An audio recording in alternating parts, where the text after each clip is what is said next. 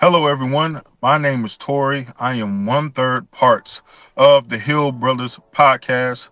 I come to you today with another video, and this time we're going to focus in on Tar Heel basketball.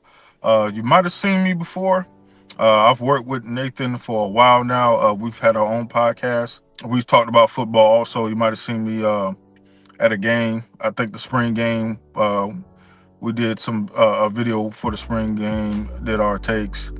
Uh, I was at the TCU watch party. So yes, that was me, and I have been called upon to try to take us through the basketball season. Uh, it's only right. I've been a Tar Heel fan for a while, especially for basketball, but Tar Heel everything. So for me, and so I'm proud to be on again. And what you're gonna get some takes. You're gonna get some point of views and some opinions on basketball. Just like football and baseball, we might break some news out to you, tell you some things you didn't know, or expound upon things that you already know. And so that's me. My name is Torrey again. I've been a fan, like I said, for 20 plus years. It started with Michael Jordan and those guys. Michael Jordan, Vince Carter, Antoine Jameson, just to name a few. I ain't gonna go down the whole list. I was a kid, trying to come into my own. And the way I became a fan is just, those guys kind of ushered me in. I'm a big NBA fan, so that's that. You can be a fan by default, where you live at, where your hometown is at, some things, something like that. I'm from South Carolina, but I frequent North Carolina all the time.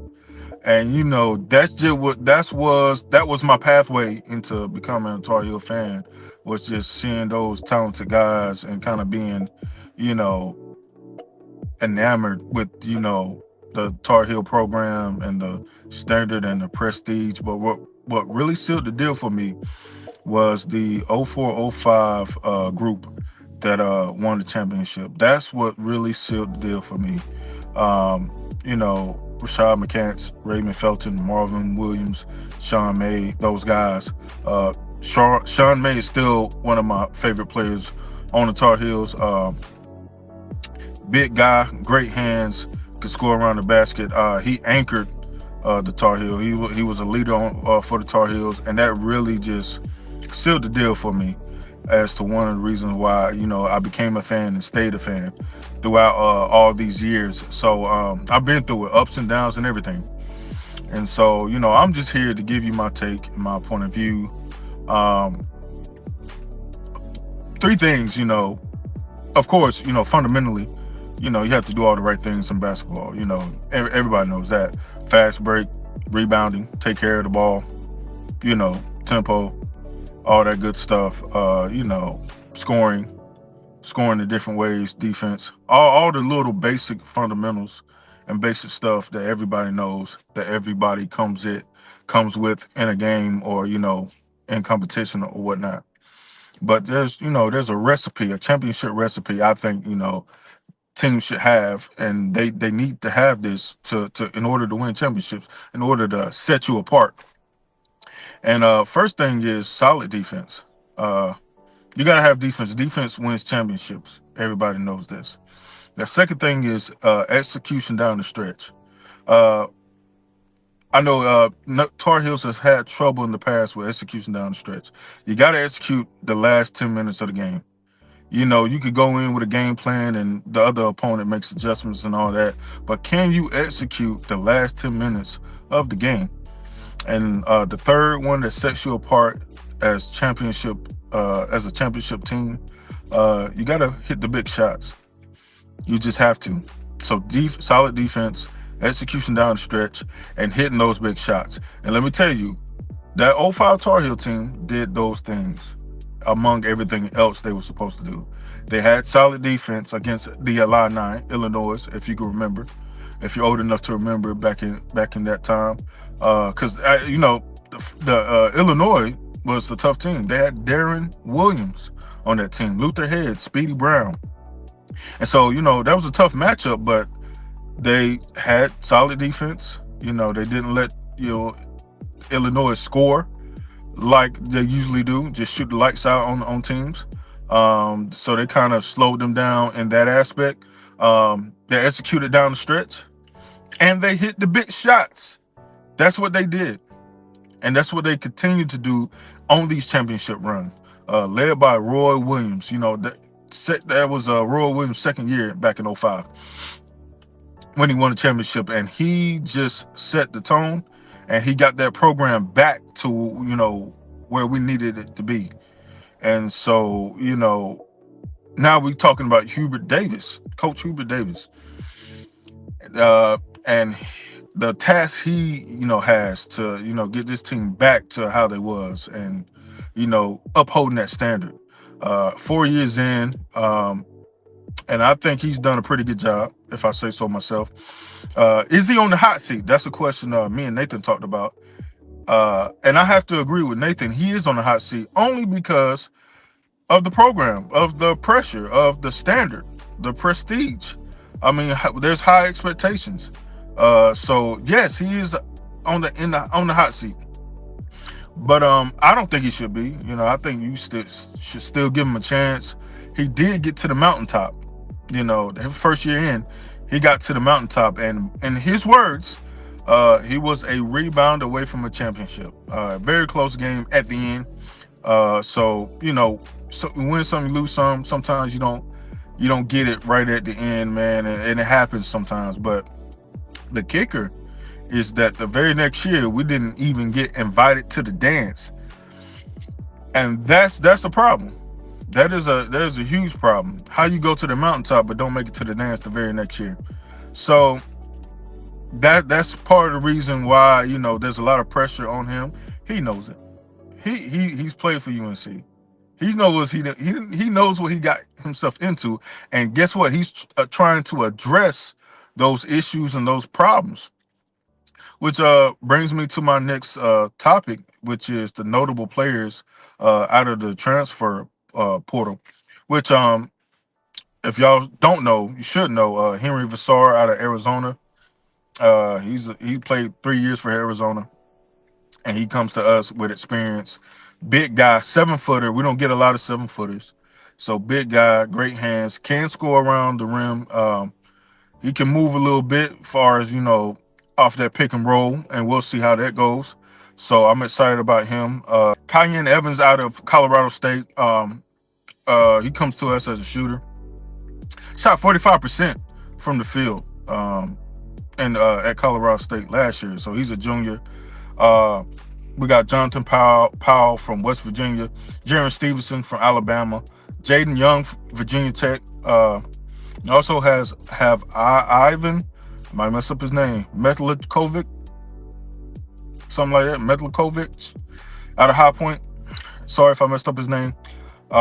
So Hubert Davis and Jim Tanner, the new GM for UNC, they went to the portal, and they got some talented young players that has experience. And we can't forget about Seth Trimble and the guys that's been on there. We got a Derek Dixon as a freshman on there, and I'm doing this off the top of my head, but we got a great host of guys. And Seth Trimble, who's been there, who's been in the program, who knows how it goes, who can show some of these guys what it means to be a Tar Heel. I think we'll have great leadership in Seth Trimble. So I'm really excited about what these guys have done. And yes, Hubert Davis is attempting to address those issues. He's went and got bigger. He's trying to address the rebound issue. He's trying to address the shooting issue that we've had by getting some shooters. And yes, I think we're going to be a versatile team.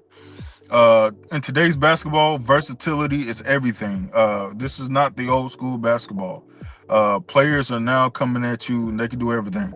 And we do have a player, special player from, now might mess up on this one, Montenegro, international player, Luka Bokovac, excuse me if I'm messing up the name, Bokovac. So I'm gonna call him Luka from now on. But so Hubert Davis has had an interview. People have seen him, and I've seen some highlights of him, and I mean, he looks good. He can do everything. He can handle the ball. He can pass. He can shoot. He can read a play. He can move around the screen. He can get to the rack, and he can shoot. He can stop, pull up, and shoot. He can shoot the three. He can do everything.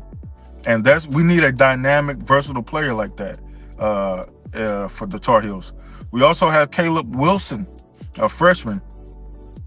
He's versatile, and he's 6'10". He could play 5 through 3, 3 through 5, if he can. He reminds me of John Henson, but with a shot, with a J. He's long and lanky, and he can attack the basket. Of course, he can give you rebounds. I think for defensively, we have a great front. We got the 7-footer and 6'10", and plus he has addressed the depth issue. We got some players on the bench, and looking at it, Jaron Stevens, Jonathan Powell, Jaden Young might get significant minutes off the bench, what have you. Don't know who's really going to start. I don't know. It's really early, but this is just an introduction to kind of familiarize y'all with these guys and what they can do.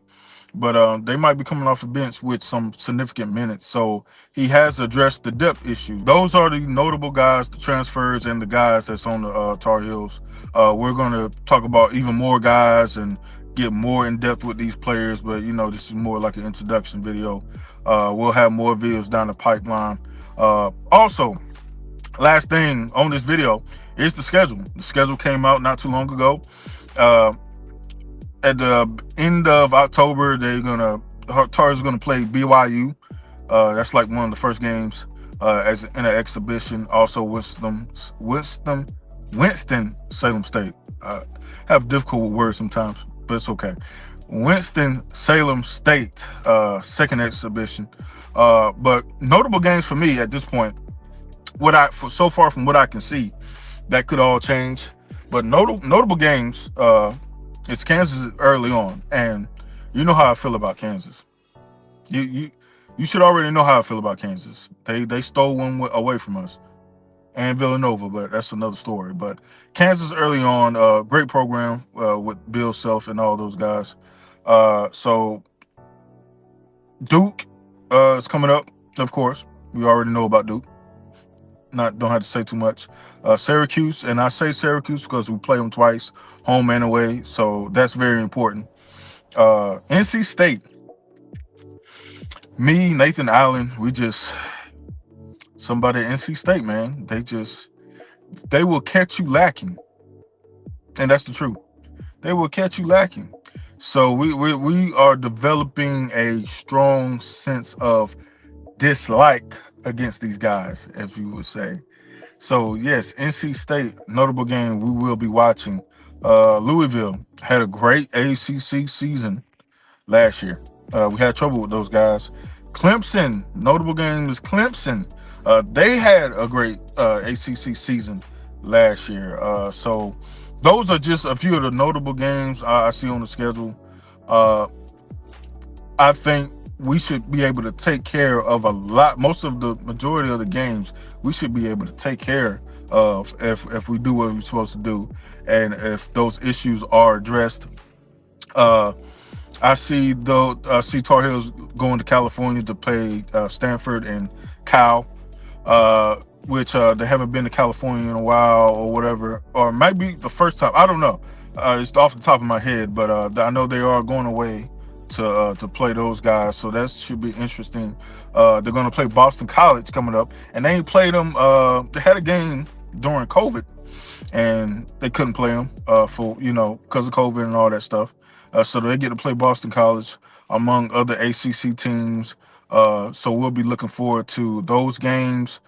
We're going to have more videos coming up talking about basketball and more in depth. We could be talking about women's basketball also. You never know what you get from us, man. We'll try to do it all, man. Football, baseball, even some golf, basketball. So we're going to try to do it all for you. But Thanks for watching. If you like the video or like any other of our videos, you can subscribe. We have a YouTube page. We are on TikTok and all that. Facebook, of course, among other social media outlets. The Hill Brothers, and I'm third part of the Hill Brothers, the brother from another mother. You feel me? So thanks for watching, and hope to see you again real soon. And as always, go Hills.